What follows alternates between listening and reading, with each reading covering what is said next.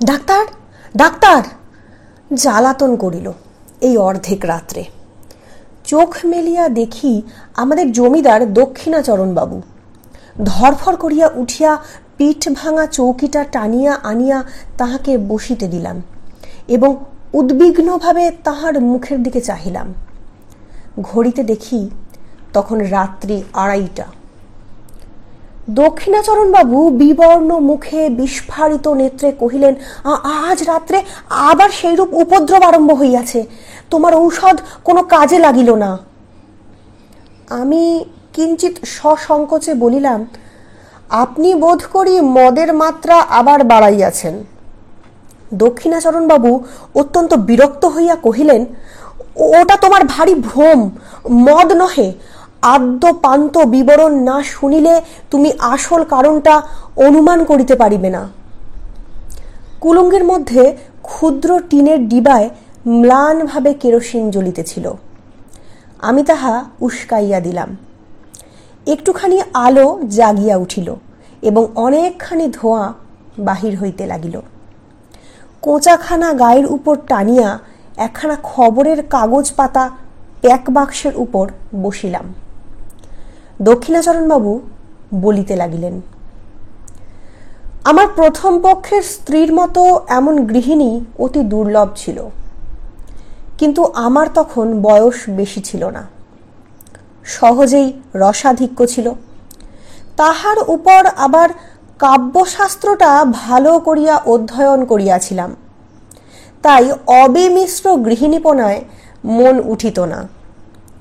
কালিদাসের সেই শ্লোকটা প্রায় মনে উদয় হইত, গৃহিণী সচিব সখী মিথৌ, প্রিয় শিষ্যা ললিতে কলাবিধৌ।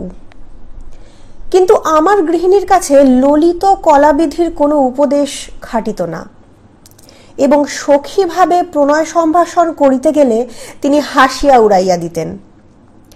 গঙ্গার স্রোতে যেমন ইন্দ্রের ঐরাবত নাকাল হইয়াছিল, তেমনি তাহার হাসির মুখে বড় বড় কাব্যের টুকরা এবং ভালো ভালো আদরের সম্ভাষণ মুহূর্তের মধ্যে অপদস্থ হইয়া ভাসিয়া যাইত। তাহার হাসিবার আশ্চর্য ক্ষমতা ছিল। তাহার পর আজ বছর 4 হইল আমাকে সাংঘাতিক রোগে ধরিল। ওষ্ঠব্রণ হইয়া জ্বর বিকার হইয়া মরিবার দাখিল হইলাম। বাঁচিবার আশা ছিল না। একদিন এমন হইল যে ডাক্তারে জবাব দিয়া গেল। এমন সময় আমার এক আত্মীয় কোথা হইতে এক ব্রহ্মচারী আনিয়া উপস্থিত করিল। সে গব্য ঘৃতের সহিত একটা শিকড় বাটিয়া আমাকে খাওয়াইয়া দিল। ঔষধের গুণেই হোক বা অদৃষ্ট ক্রমেই হোক, সে যাত্রা বাঁচিয়া গেলাম। রোগের সময় আমার স্ত্রী অহর্নিশি এক মুহূর্তের জন্য বিশ্রাম করেন নাই। সেই কটা দিন একটি অবলা স্ত্রীলোক মানুষের সামান্য শক্তি লইয়া প্রাণপণ ব্যাকুলতার সহিত দ্বারে সমাগত যমদূত গুলার সঙ্গে অনবরত যুদ্ধ করিয়াছিলেন। তাহার সমস্ত প্রেম, সমস্ত হৃদয়, সমস্ত যত্ন দিয়া আমার এই অযোগ্য প্রাণটাকে যেন বক্ষের শিশুর মতো হস্তে ঝাঁপিয়া ঢাকিয়া রাখিয়াছিলেন। আহার ছিল না, নিদ্রা ছিল না, জগতের আর কোনো কিছুর প্রতি দৃষ্টি ছিল না। যম তখন পরাহত ব্যাঘ্রের ন্যায় আমাকে তাহার কবল হইতে ফেলিয়া দিয়া চলিয়া গেলেন, কিন্তু যাইবার সময় আমার স্ত্রীকে একটা প্রবল থাবা মারিয়া গেলেন। আমার স্ত্রী তখন গর্ভবতী ছিলেন। অনতিকাল পরে এক মৃত সন্তান প্রসব করিলেন। তাহার পর হইতেই তাহার নানা প্রকার জটিল ব্যামোর সূত্রপাত হইল। তখন আমি তাহার সেবা আরম্ভ করিয়া দিলাম। তাহাতে তিনি বিব্রত হইয়া উঠিলেন, বলিতে লাগিলেন, আহ করো কি, লোকে বলিবে কি, অমন করিয়া দিন রাত্রি তুমি আমার ঘরে যাতায়াত করিও না।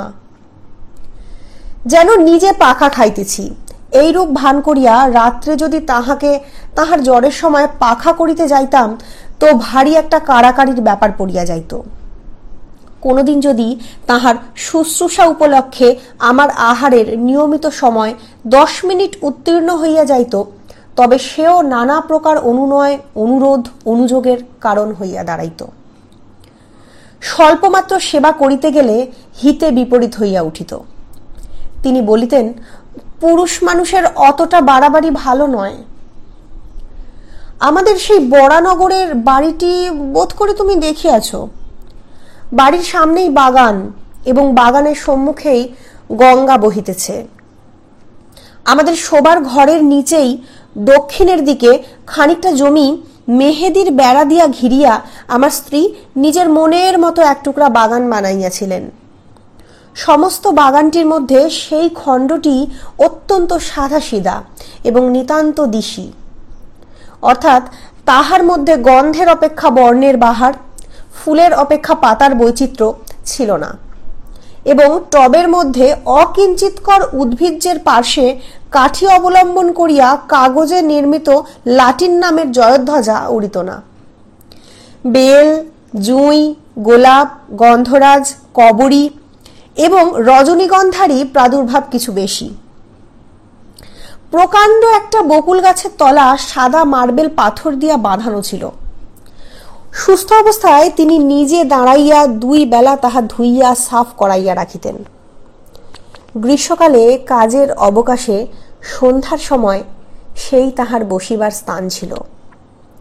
সেখান হইতে গঙ্গা দেখা যাইত, কিন্তু গঙ্গা হইতে কুঠির পানসির বাবুরা তাহাকে দেখিতে পাইত না। অনেক দিন শয্যাগত থাকিয়া একদিন চৈত্রের শুক্ল পক্ষ সন্ধ্যায় তিনি কহিলেন, ঘরে বন্ধ থাকিয়া আমার প্রাণ কেমন করিতেছে, আজ একবার আমার সেই বাগানে গিয়া বসিব। আমি তাহাকে বহু যত্নে ধরিয়া ধীরে ধীরে সেই বকুল তলের প্রস্তর বেদিকায় লইয়া গিয়া শয়ন করাইয়া দিলাম। আমারই জানুর উপরে তাহার মাথাটি তুলিয়া রাখিতে পারিতাম, কিন্তু জানি সেটাকে তিনি অদ্ভুত আচরণ বলিয়া গণ্য করিবেন। তাই একটি বালিশ আনিয়া তাহার মাথার তলায় রাখিলাম। 2টি একটি করিয়া প্রস্ফুট বকুল ফুল ঝরিতে লাগিল এবং শাখান্তরাল হইতে ছায়াঙ্কিত জ্যোৎস্না তাহার শীর্ণ মুখের উপর আসিয়া পড়িল। চারিদিক শান্ত নিস্তব্ধ।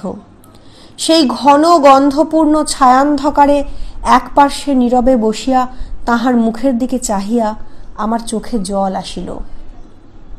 আমি ধীরে ধীরে কাছের গোড়ায় আসিয়া 2 হস্তে তাহার একটি উত্তপ্ত শীর্ণ হাত তুলিয়া লইলাম। তিনি তাহাতে কোনো আপত্তি করিলেন না। কিছুক্ষণ এইরূপ চুপ করিয়া বসিয়া থাকিয়া আমার হৃদয় কেমন উদ্বেলিত হইয়া উঠিল। আমি বলিয়া উঠিলাম, তোমার ভালোবাসা আমি কোনো কালে ভুলিব না। তখনই বুঝিলাম কথাটা বলিবার কোনো আবশ্যক ছিল না। আমার স্ত্রী হাসিয়া উঠিলেন। সে হাসিতে লজ্জা ছিল, সুখ ছিল এবং কিঞ্চিত অবিশ্বাস ছিল, এবং উহার মধ্যে অনেকটা পরিমাণে পরিহাসের তীব্রতাও ছিল।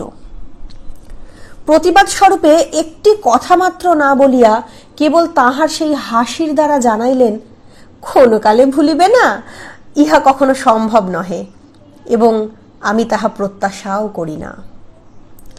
ওই সুমিষ্ট সুতীক্ষ্ণ হাসির ভয়েই আমি কখনো আমার স্ত্রীর সঙ্গে রীতিমতো প্রেমালাপ করিতে সাহস করি নাই। অসাক্ষাতে যে সকল কথা মনে উদয় হইত, তাহার সম্মুখে গেলেই সেগুলাকে নিতান্ত বাজে কথা বলিয়া বোধ হইত। ছাপার অক্ষরে যেসব কথা পড়িলে 2 চক্ষু বাহিয়া দর দর ধারায় জল পড়িতে থাকে, সেইগুলা মুখে বলিতে গেলে কেন যে হাস্যের উদ্রেক করে এ পর্যন্ত বুঝিতে পারিলাম না। বাদ প্রতিবাদ কথায় চলে, কিন্তু হাসির উপরে তর্ক চলে না। কাজেই চুপ করিয়া যাইতে হইল। জ্যোৎস্না উজ্জ্বলতর হইয়া উঠিল। একটা কোকিল ক্রমাগতই কুহু কুহু ডাকিয়া অস্থির হইয়া গেল। আমি বসিয়া বসিয়া ভাবিতে লাগিলাম, এমন জ্যোৎস্না রাত্রেও কি পিকবধূ বধির হইয়া আছে? বহু চিকিৎসায় আমার স্ত্রীর রোগ উপশমের কোনো লক্ষণ দেখা গেল না। ডাক্তার বলিল, একবার বায়ু পরিবর্তন করিয়া দেখিলে ভালো হয়।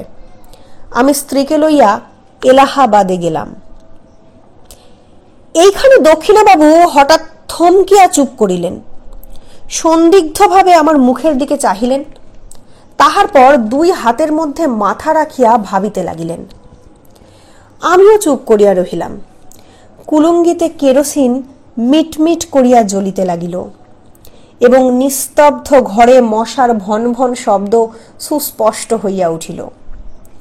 হঠাৎ মৌন ভঙ্গ করিয়া দক্ষিণাবাবু বলিতে আরম্ভ করিলেন। সেখানে হারান ডাক্তার আমার স্ত্রীকে চিকিৎসা করিতে লাগিলেন। অবশেষে অনেক কাল একভাবে কাটাইয়া ডাক্তারও বলিলেন, আমিও বুঝিলাম এবং আমার স্ত্রীও বুঝিলেন যে তাহার ব্যাম সারিবার নহে, তাহাকে চিররুগ্ন হইয়াই কাটাইতে হইবে। তখন একদিন আমার স্ত্রী আমাকে বলিলেন, যখন ব্যাম সারিবে না এবং শীঘ্র আমার মরিবার আশাও নাই, তখন আর কতদিন এই জীবন মৃতকে লইয়া কাটাইবে? তুমি আর একটা বিবাহ করো। এটা যেন কেবল একটা সুযুক্তি এবং সৎ বিবেচনার কথা। ইহার মধ্যে যে ভারী একটা মহত্ব, বীরত্ব বা অসামান্য কিছু আছে এমন ভাব তাহার লেশ মাত্র ছিল না। এইবার আমার হাসিবার পালা ছিল, কিন্তু আমার কি তেমন করিয়া হাসিবার ক্ষমতা আছে? আমি উপন্যাসের প্রধান নায়কের ন্যায় গম্ভীর সমুচ্চভাবে বলিতে লাগিলাম, যতদিন এই দেহে জীবন আছে। তিনি বাধা দিয়া কহিলেন, না না, আর বলিতে হইবে না, তোমার কথা শুনিয়া আমি আর বাঁচি না। আমি পরাজয় স্বীকার না করিয়া বলিলাম, এ জীবনে আর কাহাকেও ভালোবাসিতে পারিব না। শুনিয়া আমার স্ত্রী ভারী হাসিয়া উঠিলেন। তখন আমাকে ক্ষান্ত হইতে হইল। জানি না তখন নিজের কাছেও কখনো স্পষ্ট স্বীকার করিয়াছি কিনা, কিন্তু এখন বুঝিতে পারিতেছি এই আরোগ্য আশাহীন সেবা কার্যে আমি মনে মনে পরিশ্রান্ত হইয়া গিয়াছিলাম।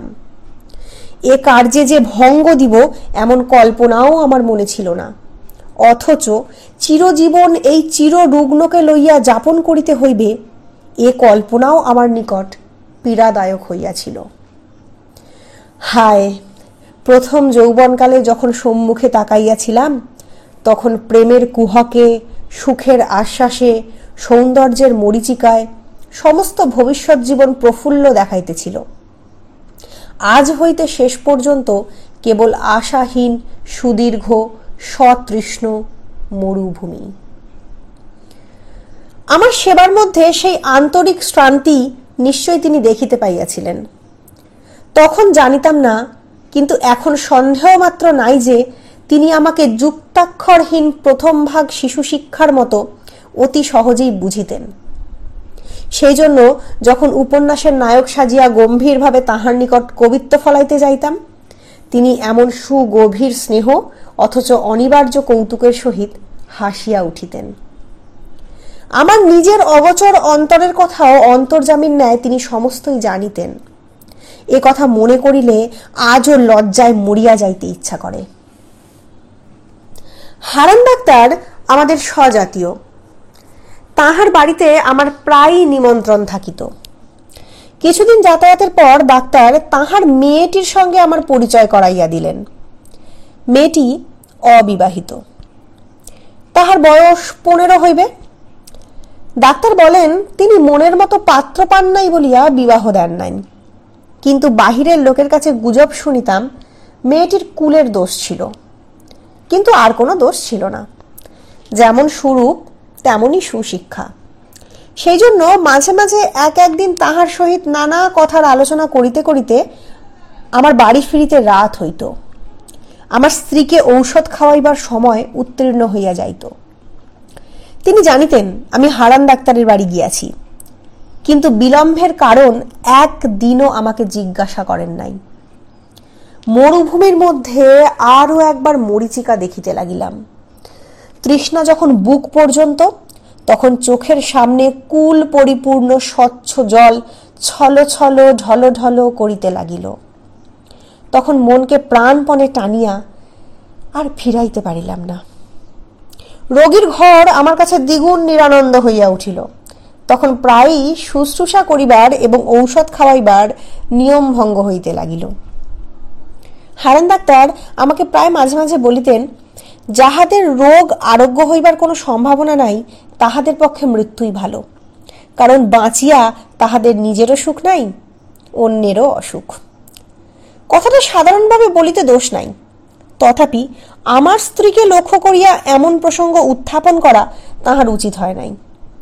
কিন্তু মানুষের জীবন মৃত্যু সম্বন্ধে ডাক্তারদের মন এমন অসাড় যে তাহারা ঠিক আমাদের মনের অবস্থা বুঝিতে পারে না। হঠাৎ একদিন পাশের ঘর হইতে শুনিতে পাইলাম আমার স্ত্রী হারানবাবুকে বলিতেছেন, ডাক্তার, কতকগুলা মিথ্যা ঔষধ গিলাইয়া ডাক্তারখানার দেনা বাড়াইতেছ কেন? আমার প্রাণটাই যখন একটা ব্যামো, তখন এমন একটা ওষুধ দাও যাহাতে শীঘ্র এই প্রাণটা যায়। হঠাৎ একদিন পাশের ঘর হইতে শুনিতে পাইলাম আমার স্ত্রী হারানবাবুকে বলিতেছেন, ডাক্তার, কতগুলা মিথ্যা ঔষধ গিলাইয়া ডাক্তারখানার দেনা বাড়াইতেছ কেন? আমার প্রাণটাই যখন একটা ব্যামো, তখন এমন একটা ঔষধ দাও যাহাতে শীঘ্র এই প্রাণটা যায়। ডাক্তার বলিলেন, ছি, এমন কথা বলিবেন না। কথাটা শুনিয়া হঠাৎ আমার বক্ষে বড় আঘাত লাগিল। ডাক্তার চলিয়া গেলে আমার স্ত্রীর ঘরে গিয়া তাহার শয্যা প্রান্তে বসিলাম। তাহার কপালে ধীরে ধীরে হাত বুলাইয়া দিতে লাগিলাম। তিনি কহিলেন, এ ঘর বড় গরম, তুমি বাহিরে যাও, তোমার বেড়াইতে যাইবার সময় হইয়াছে। খানিকটা না বেড়াইয়া আসিলে আবার রাত্রে তোমার ক্ষুধা হইবে না। বেড়াইতে যাওয়ার অর্থ ডাক্তারের বাড়ি যাওয়া। আমি তাহাকে বুঝাইয়াছিলাম ক্ষুধা সঞ্চারের পক্ষে খানিকটা বেড়াইয়া আসা বিশেষ আবশ্যক। এখন নিশ্চয় বলিতে পারি তিনি প্রতিদিনই আমার এই ছলনাটুকু বুঝিতেন। আমি নির্বোধ মনে করিতাম, তিনি নির্বোধ। এই বলিয়া দক্ষিণাচরণবাবু অনেকক্ষণ করতলে মাথা রাখিয়া চুপ করিয়া বসিয়া রহিলেন। অবশেষে কহিলেন, আমাকে এক গ্লাস জল আনিয়া দাও। জল খাইয়া বলিতে লাগিলেন, একদিন ডাক্তারবাবুর কন্যা মনোরমা আমার স্ত্রীকে দেখিতে আসিবার ইচ্ছা প্রকাশ করিলেন। জানি না কি কারণে তাহার সে প্রস্তাব আমার ভালো লাগিল না, কিন্তু প্রতিবাদ করিবার কোনো হেতু ছিল না। তিনি একদিন সন্ধ্যাবেলায় আমাদের বাসায় আসিয়া উপস্থিত হইলেন। সেদিন আমার স্ত্রীর বেদনা অন্য দিনের অপেক্ষা কিছু বাড়িয়া উঠিয়াছিল। যেদিন তাহার ব্যথা বাড়ে সেদিন তিনি অত্যন্ত স্থির নিস্তব্ধ হইয়া থাকেন। কেবল মাঝে মাঝে মুষ্টিবদ্ধ হইতে থাকে এবং মুখ নীল হইয়া আসে। তাহাতেই তাহার যন্ত্রণা বোঝা যায়। ঘরে কোনো সাড়া ছিল না। আমি শয্যা প্রান্তে চুপ করিয়া বসিয়াছিলাম। সেদিন আমাকে বেড়াইতে যাইতে অনুরোধ করেন এমন সামর্থ্য তাহার ছিল না, কিংবা হয়তো বড় কষ্টের সময় আমি কাছে থাকি এমন ইচ্ছা তাহার মনে মনে ছিল। চোখে লাগিবে বলিয়া কেরোসিনের আলোটা দ্বারের পার্শ্বে ছিল। ঘর অন্ধকার এবং নিস্তব্ধ। কেবল একবার যন্ত্রণার কিঞ্চিত উপশমে আমার স্ত্রীর গভীর দীর্ঘ নিঃশ্বাস শোনা যাইতেছিল। এমন সময় মনোরমা ঘরের প্রবেশদ্বারে দাঁড়াইলেন। বিপরীত দিক হইতে কেরোসিনের আলো আসিয়া তাহার মুখের ওপর পড়িল।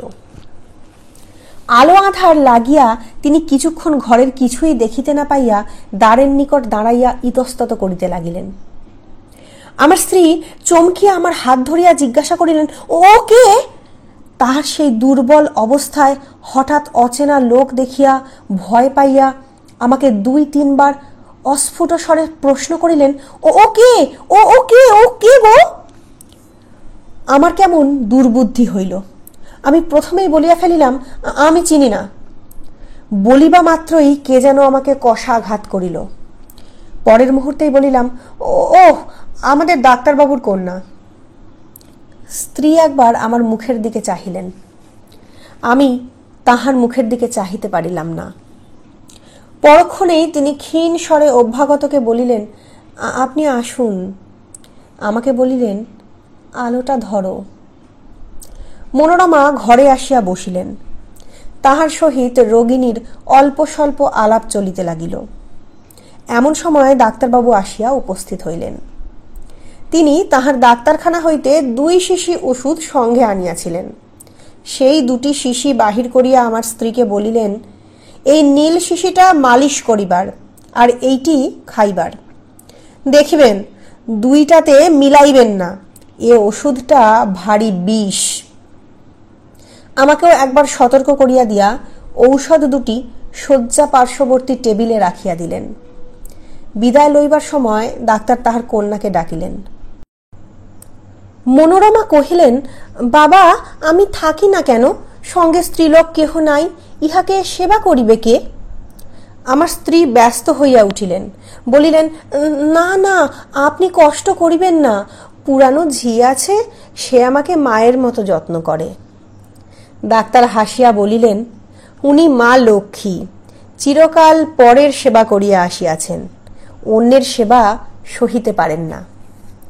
কন্যাকে লইয়া ডাক্তার গমনের উদ্যোগ করিতেছেন, এমন সময় আমার স্ত্রী বলিলেন, ডাক্তারবাবু, ইনি এই বদ্ধ ঘরে অনেকক্ষণ বসিয়া আছেন, ইহাকে একবার বাহিরে বেড়াইয়া লইয়া আসিতে পারেন? ডাক্তারবাবু আমাকে কহিলেন, আসুন না, আপনাকে নদীর ধার হইতে একবার বেড়াইয়া আনি। আমি ঈষৎ আপত্তি দেখাইয়া অনতিবিলম্বে সম্মত হইলাম। ডাক্তারবাবু যাইবার সময় 2 শিশি ঔষধ সম্বন্ধে আবার স্ত্রীকে সতর্ক করিয়া দিলেন। সেদিন ডাক্তারের বাড়িতেই আহার করিলাম। ফিরিয়া আসিতে রাত হইল। আসিয়া দেখি আমার স্ত্রী ছটফট করিতেছেন। অনুতাপে বিদ্ধ হইয়া জিজ্ঞাসা করিলাম, তোমার কি ব্যথা বাড়িয়াছে? তিনি উত্তর করিতে পারিলেন না, নীরবে আমার মুখের দিকে চাহিলেন। তখন তাহার কণ্ঠ রোধ হইয়াছে। আমি তৎক্ষণাৎ সেই রাত্রেই ডাক্তারকে ডাকাইয়া আনিলাম।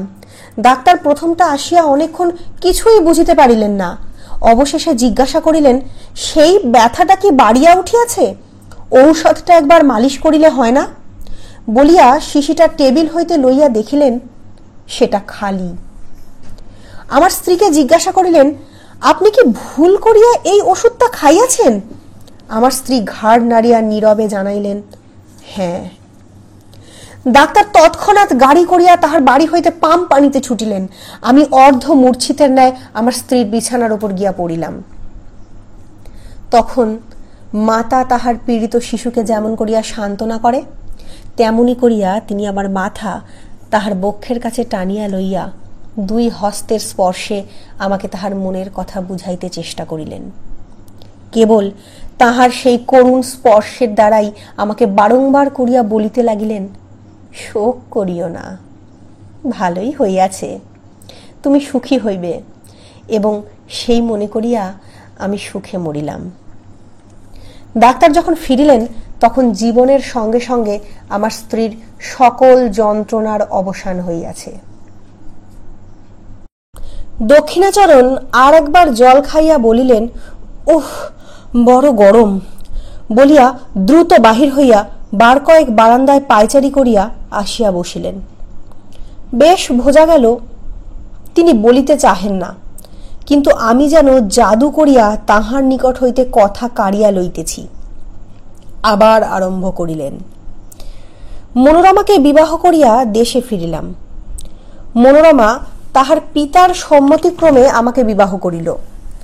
কিন্তু আমি যখন তাহাকে আদরের কথা বলিতাম, প্রেমালাপ করিয়া তাহার হৃদয়ে অধিকার করিবার চেষ্টা করিতাম, সে হাসিত না, গম্ভীর হইয়া থাকিত। তাহার মনের কোথায় কোনখানে কি একটা খটকা লাগিয়া গিয়াছিল, আমি কেমন করিয়া বুঝিব? এই সময় আমার মদ খাইবার নেশা অত্যন্ত বাড়িয়া উঠিল। একদিন প্রথম শরতের সন্ধ্যায় মনোরমাকে লইয়া আমাদের বরানগরের বাগানে বেড়াইতেছি। ছমছমে অন্ধকার হইয়া আসিয়াছে। পাখিদের বাসায় ডানা ঝাড়িবার শব্দটুকুও নাই। কেবল বেড়াইবার পথের 2 ধারে ঘন ছায়াবৃত ঝাউগাছ বাতাসে সশব্দে কাঁপিতেছিল।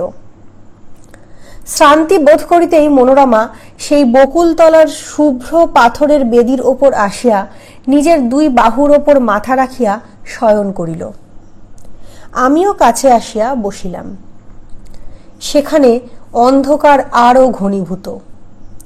যতটুকু আকাশ দেখা যাইতেছে একেবারে তারায় আচ্ছন্ন।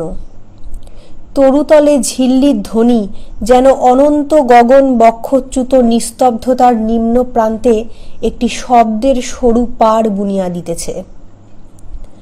সেদিনও বৈকালে আমি কিছু মদ খাইয়াছিলাম। মনটা বেশ একটু তরলাবস্থায় ছিল। অন্ধকার যখন চোখে সহিয়া আসিল, তখন বনচ্ছায়াতলে পাণ্ডুর বর্ণে অঙ্কিত সেই শিথিল অঞ্চল শ্রান্তকায় রমণীর আবছায়া মূর্তিটি আমার মনে এক অনিবার্য আবেগের সঞ্চার করিল। মনে হইল ও যেন একটি ছায়া, ওকে যেন কিছুতেই দুই বাহু দিয়া ধরিতে পারিব না। এমন সময় অন্ধকার ঝাউগাছের শিখর দেশে যেন আগুন ধরিয়া উঠিল।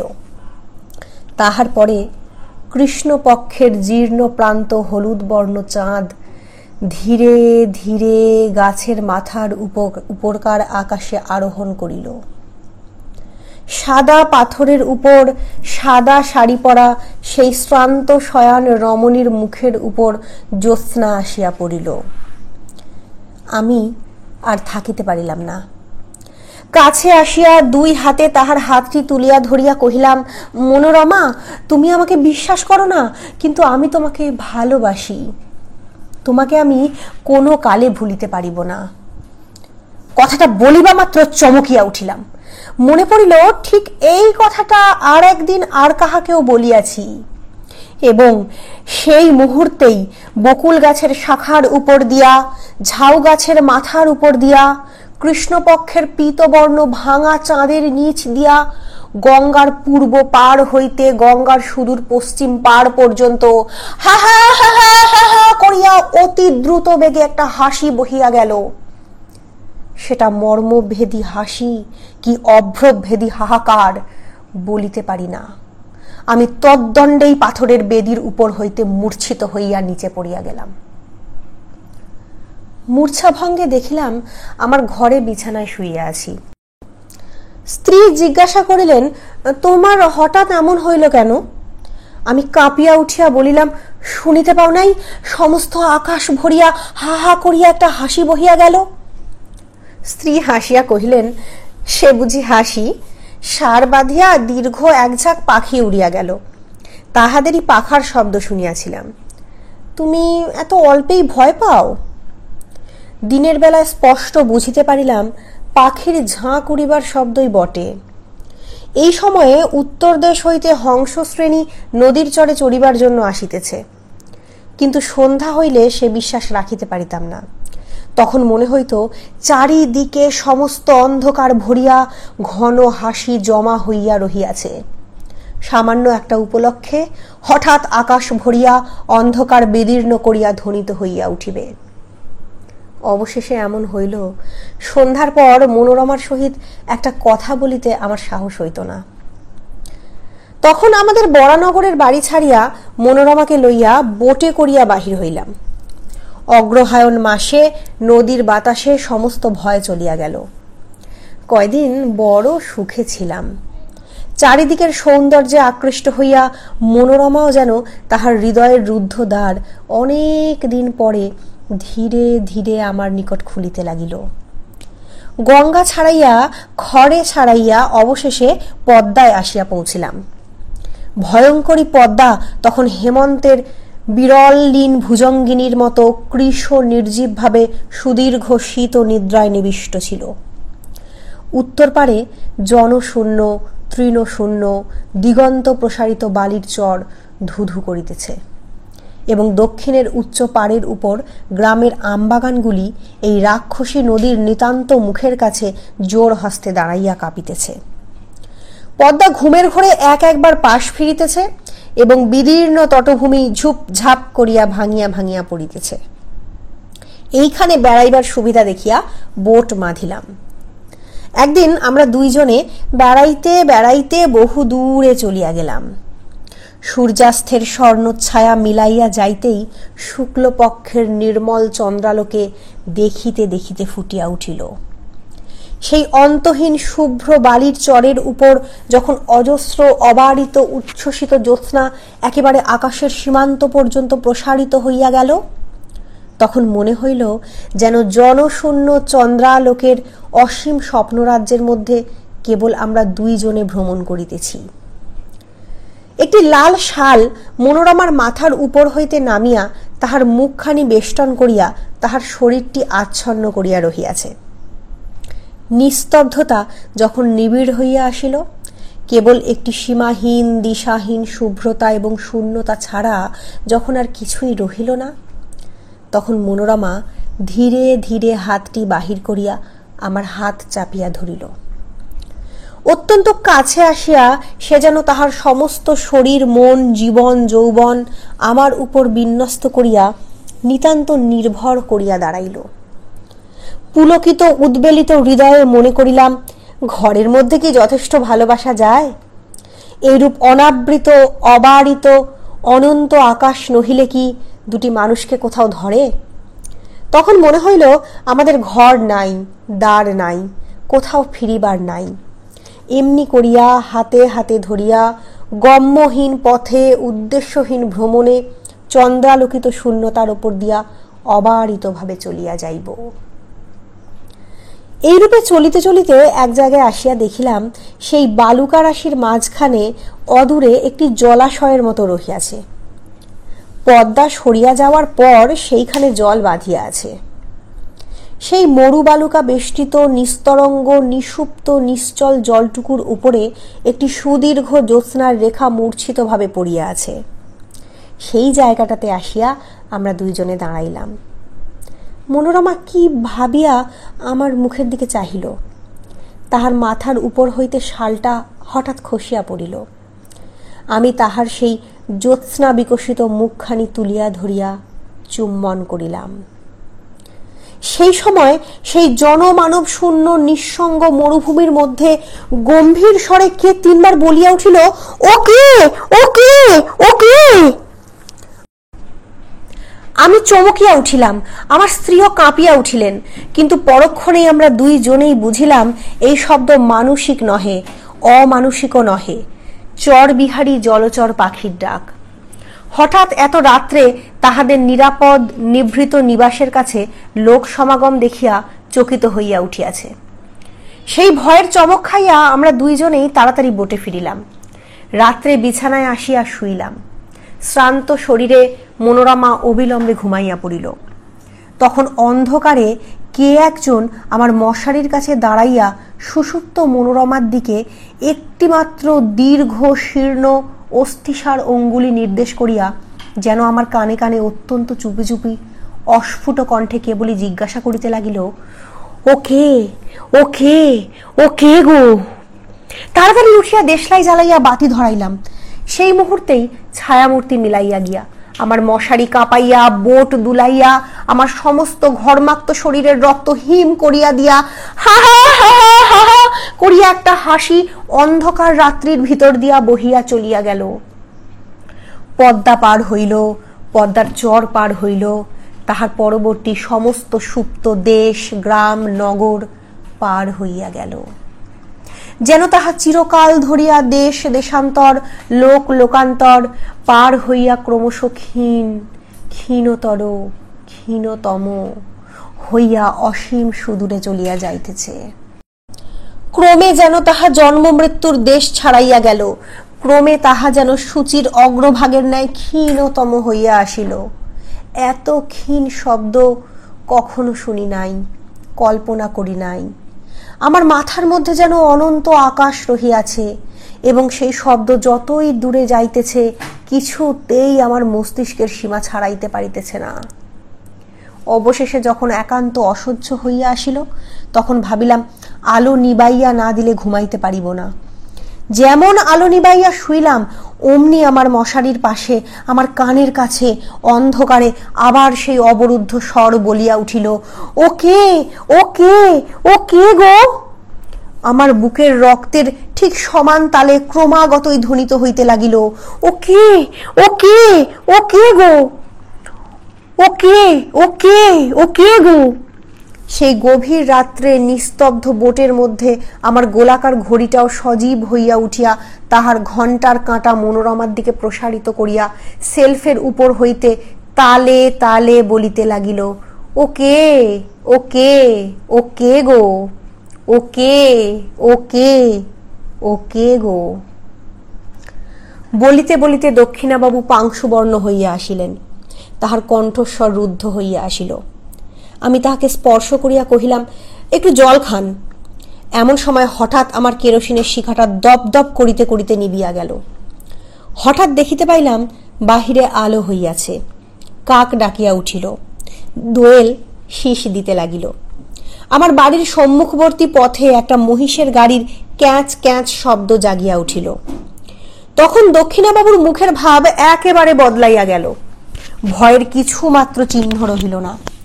রাত্রির কুহকে কাল্পনিক শঙ্কার মত্ততায় আমার কাছে যে এত কথা বলিয়া ফেলিয়াছেন, সেজন্য যেন অত্যন্ত লজ্জিত এবং আমার উপর আন্তরিক ক্রুদ্ধ হইয়া উঠিলেন। শিষ্ট সম্ভাষণ মাত্র না করিয়া অকস্মাৎ উঠিয়া দ্রুত বেগে চলিয়া গেলেন। সেই দিনই অর্ধরাত্রে আবার আমার দ্বারে আসিয়া ঘা পড়িল। Doctor, doctor!